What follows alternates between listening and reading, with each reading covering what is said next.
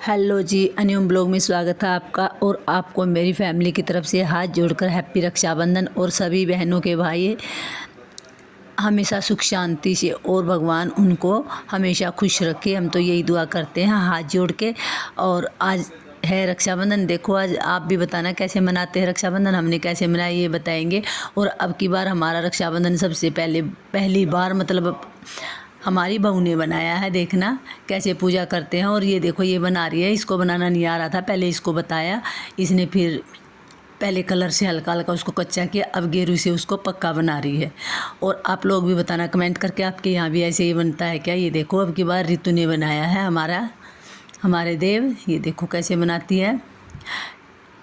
और आप कमेंट करके ये भी बताना है कि आपके इधर भी ऐसे ही पूजा होती है। हमारे इधर तो होती नहीं भाई, हमारे गांव में मतलब मायके में ससुराल में ऐसे पूजा होती है। पर मेरे को ये वाली पूजा बड़ी अच्छी लगती है, ये जैसे ये बना के और इनकी पूजा करते हैं पूजते हैं, ये बहुत अच्छी लगती है।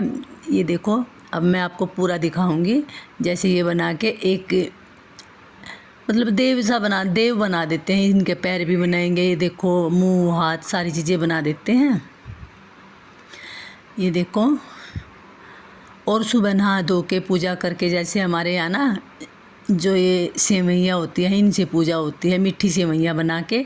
और ये इनका जो ये देव बनाए हैं इनको मेरी सास तो सलोने पूजना बोलती है इनको इनका भोग लगाते हैं। ये देखो और ये राखी बांधते ही होंगे, इनका ये राखी लगा दी और जवे का भोग लगा दिया, जो मीठी सेवैयाँ होती है उनका भोग लगा दिया। और ये देखो ये बना के भोग लगा के रितु पूजा कर रही है, मेरी सास करवा रही इसके साथ ही खड़ी है और ये पूजा कर रही है। ये देखो इसने पूजा करने के बाद ये देखो। और जो रीति रिवाज है ना ये करते हैं, जब मन से करते हैं ना बड़े अच्छे लगते हैं। कई जगह तो किसी तरह होता, कई जगह किसी तरह होता, पर मेरे को मेरे ससुराल के बहुत अच्छे लगते हैं। और फिर हमने भोग भी बना दिया था। इधर तो ये मीठी सेवैयाँ थी, इधर हमने सब्जी बना दी थी, पूरी बना दी थी। ये मिक्स वेज है, एक मटर पनीर की सब्जी है, पूरी है और मीठे में ये सेवैयाँ बना दी थी। और ये देखो भोग लगा दिया माता रानी का, ये रखा हुआ है भोग।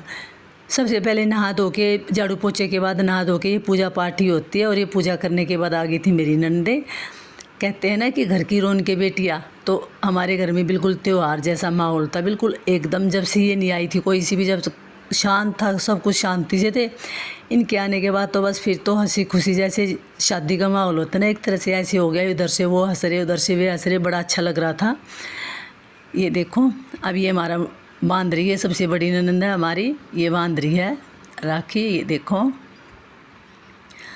और साथ साथ में हंस भी रहे थे, हंसी मजाक चल रहे थे, हंस रहे थे, कभी गाना गा रही थी, कभी कुछ कर रही थी। बड़ी वाली ने बांध दिया, अब आ गया बीच वाली का नंबर, ये देखो।